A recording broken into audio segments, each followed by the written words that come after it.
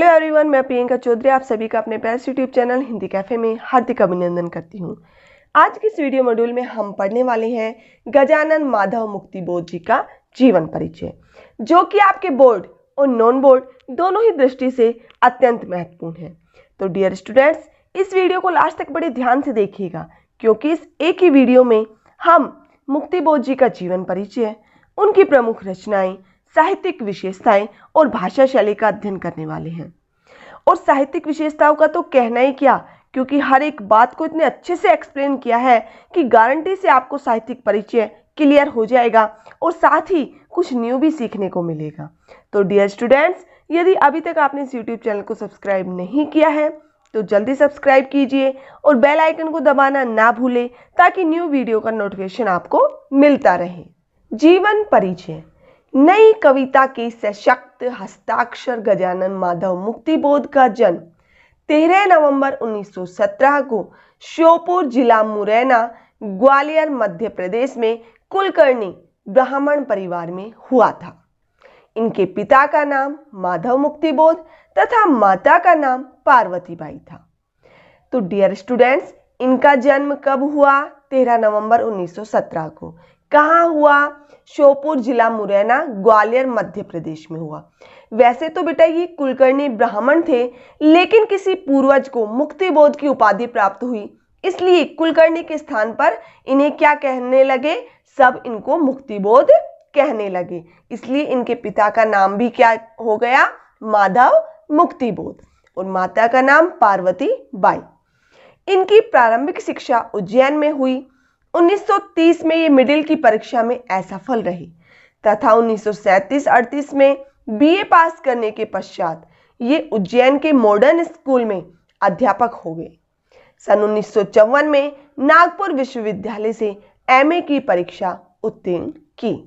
मुक्तिबोध अत्यंत अध्ययनशील थे। विद्यार्थी जीवन से ही वे काव्य रचना करने लगी थी। इनकी आरंभिक रचनाएं माखनलाल चतुर्वेदी द्वारा संपादित कर्मवीर में प्रकाशित हुई थी।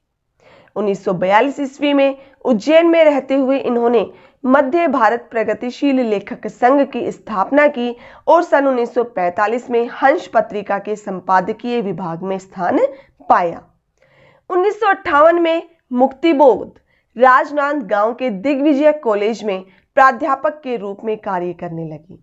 राजनांदगांव इनका अध्यापन क्षेत्र ही नहीं, अध्ययन क्षेत्र भी था। मतलब इन्होंने सिर्फ यहाँ पर पढ़ाया ही नहीं, बल्कि इन्होंने स्वयं भी पढ़ाई की थी। इसलिए जो राजनांदगांव है वो इनका अध्यापन क्षेत्र होने के साथ साथ ही अध्ययन क्षेत्र भी था। क्लियर? अब बात आती है बेटा इनकी मृत्यु की।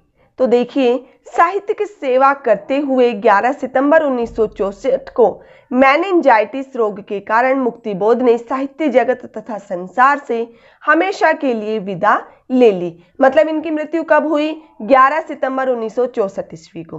किस रोग के कारण हुई? मेनिंजाइटिस रोग के कारण। और बेटा मेनिंजाइटिस रोग क्या होता है?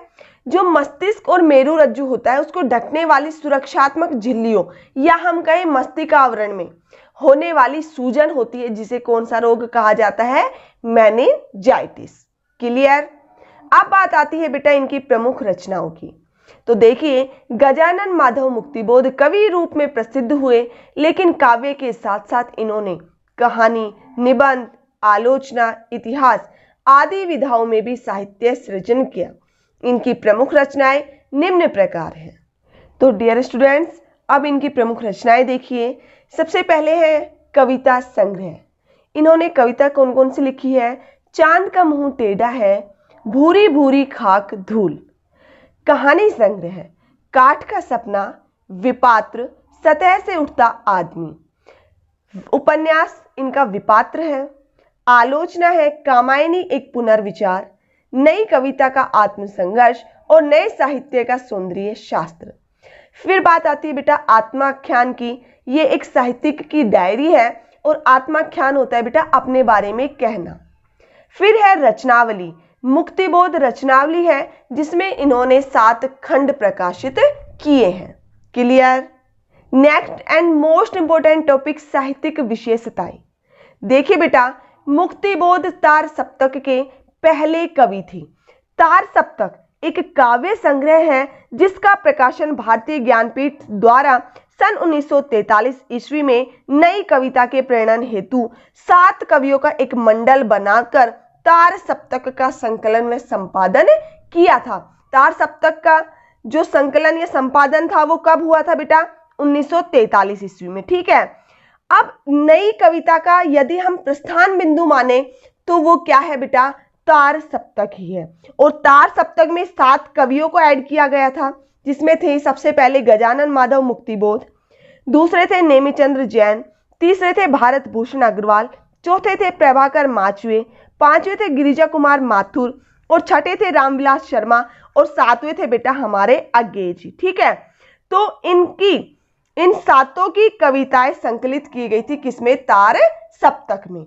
तो जो मुक्तिबोध है वो तार सप्तक के पहले कवि थे।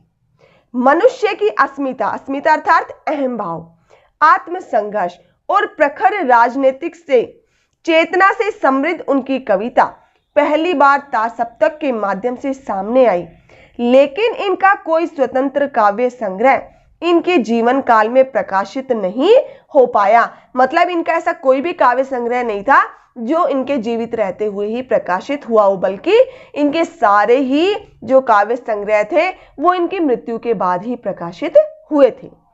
इनकी रचनाओं में युगीन जीवन की तथा सामाजिक आर्थिक विभीषिकाएं क्या होती है बेटा?